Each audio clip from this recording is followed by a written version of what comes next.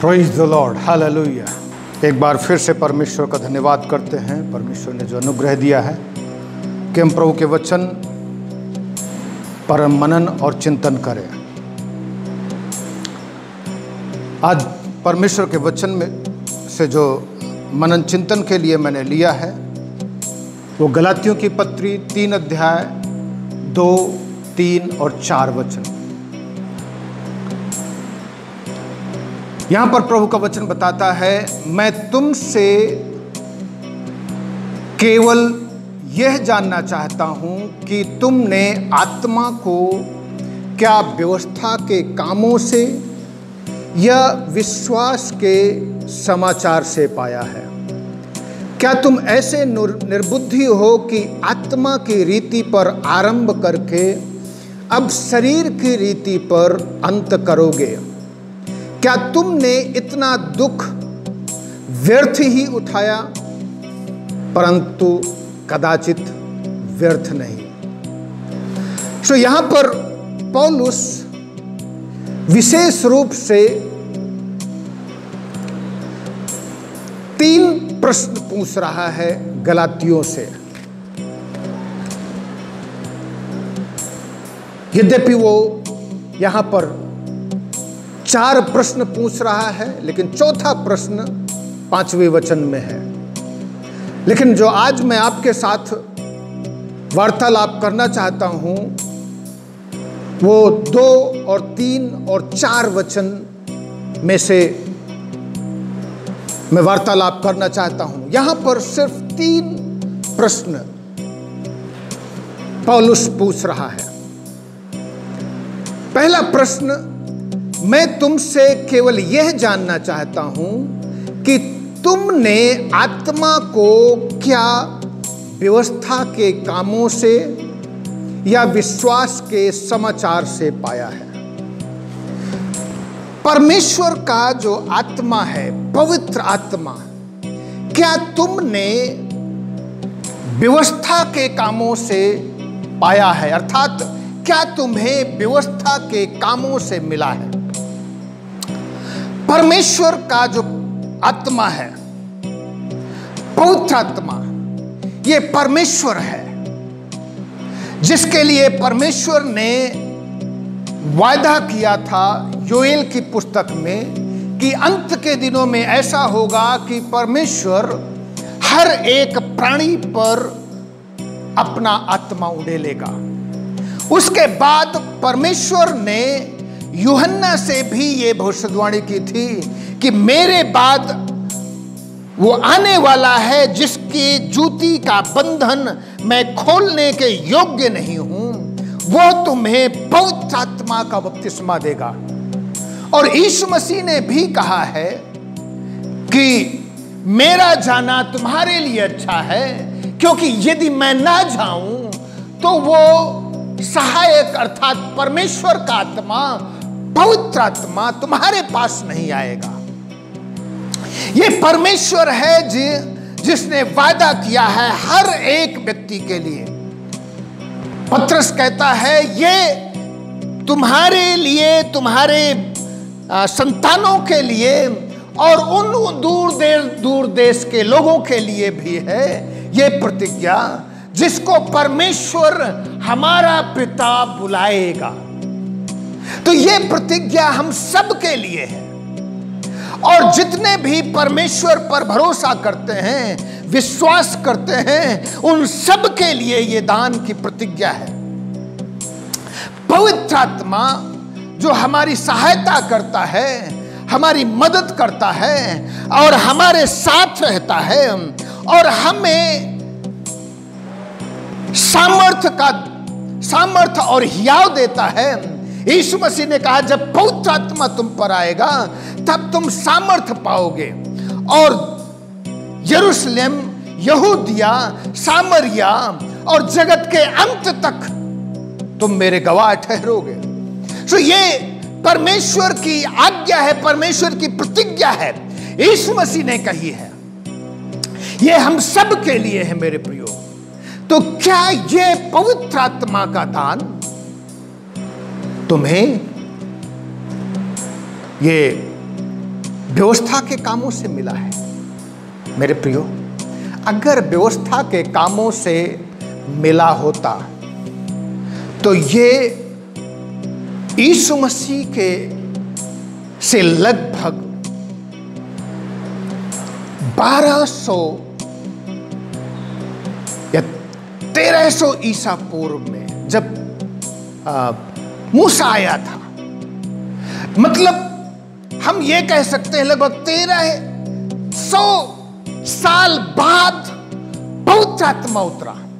और अगर व्यवस्था के कामों से पवित्र आत्मा भेजा गया होता, अगर व्यवस्था के कामों से पवित्र आत्मा मिलता, तो ये उसी समय से चला आ रहा होता। यद्यपि शुरू में जब लीडरशिप के लिए परमेश्वर ने, अगुवाई के लिए परमेश्वर ने उन 70 लोगों को चुना था, तो परमेश्वर ने वही पवित्र आत्मा उनके ऊपर उंडेला था जब जो पवित्र आत्मा का दान मूसा को मिला था। उसके बाद पवित्र आत्मा समय समय पर आता था और लोगों को अभिषेक करता था, लेकिन विश्वासियों के साथ बना नहीं रहता था। लेकिन इन दिनों में, अंतिम दिनों में परमेश्वर ने अपने पुत्र को भेजा और उसके द्वारा अपनी ये प्रतिज्ञा पूरी की कि वो मन फिराव का संदेश पूरे जगत के लोगों को सुनाया जाए, और जितने लोग मन फिराएं, जितने लोग पापों से पश्चाताप करें, उन सबको पवित्र आत्मा का दान दिया जाए।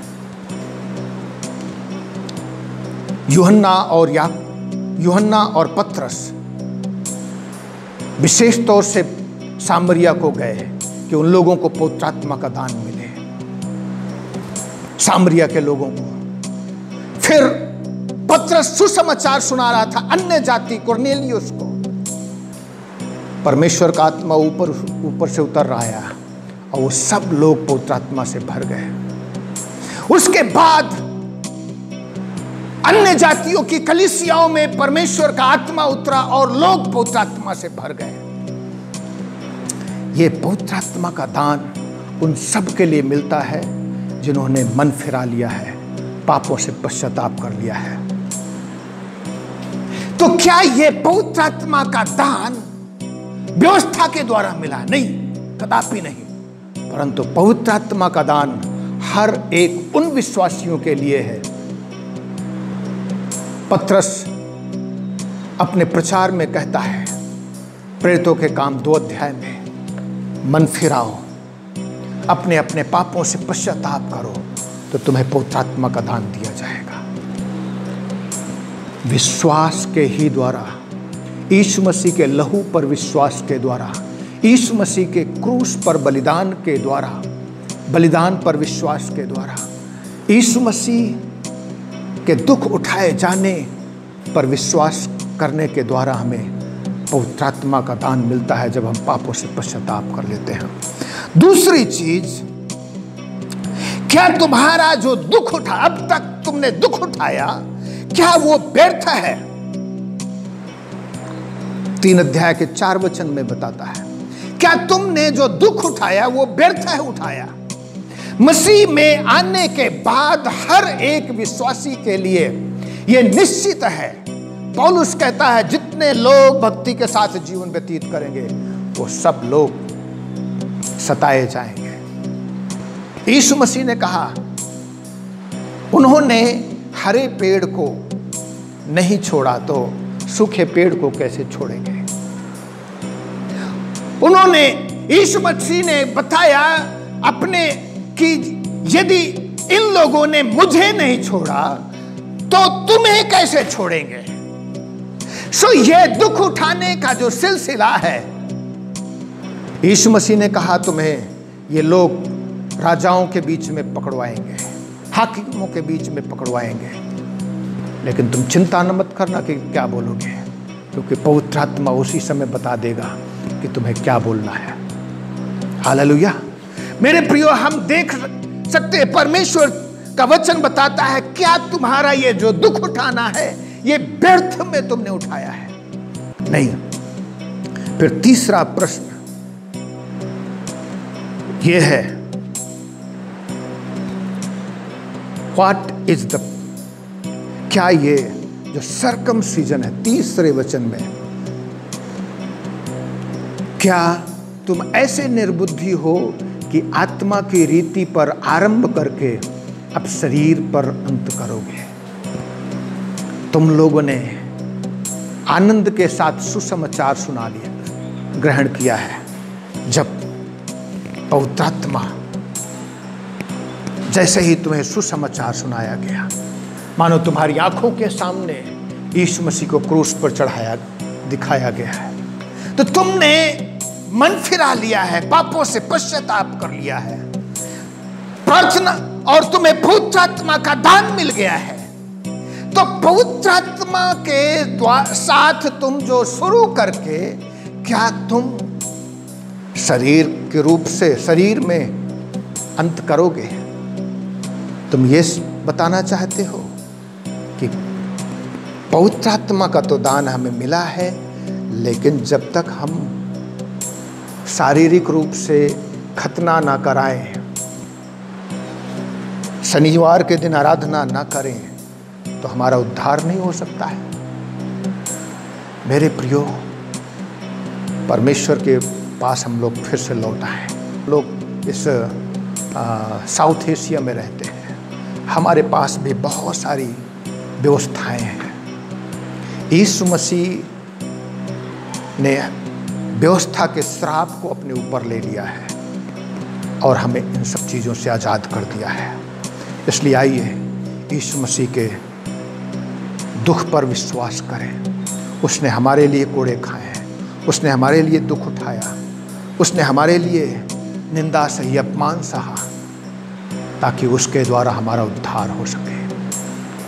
आइए पापों से पश्चाताप कर लें, हर एक पापों से पश्चाताप करें, अपनी आंखों को बंद करें, प्रार्थना में चलें। परमेश्वर पिता, मैं प्रार्थना करता हूँ प्रभु, हम जबकि शारीरिक रूप से होकर के चलते हैं, हम मन फिराना चाहते हैं प्रभु, हमें अपने लहू से धो, हमें पवित्र कर, हमें शुद्ध कर। हम शारीरिक रूप से शारीरिक हो जाते हैं, कई बार आत्मा के अनुसार चलना शुरू करते हैं, लेकिन अंत शारीरिक होता है प्रभु। जिस प्रकार से मेरे परमेश्वर शुरुआत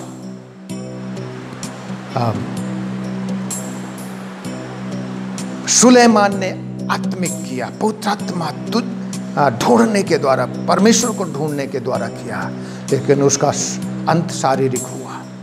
प्रभु, हम देखते हैं सिमसोन को शुरुआत आत्मिक हुई, लेकिन अंत उसका शारीरिक हुआ।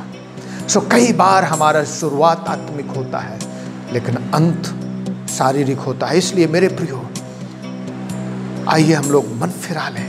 प्रभु, हमें क्षमा कर, हमारे पापों को क्षमा कर, ताकि हम शुरुआत आत्मा की रीति से कर रहे हैं, तो उसका अंत भी, हमारे जीवन का अंत भी आत्मा की रीति के अनुसार हो। प्रभु, यदि कोई बीमार है, तेरा वचन सुन रहे हैं, अपना हाथ बढ़ा करके स्पर्श कर, छू करके चंगा कर दे। अनुग्रह में छिपा, यीशु के नाम से मांगते हैं इस प्रार्थना को, आमीन आमीन। प्रभु आप सबको आशीष दे, सबको जय मसीह की। God bless you all.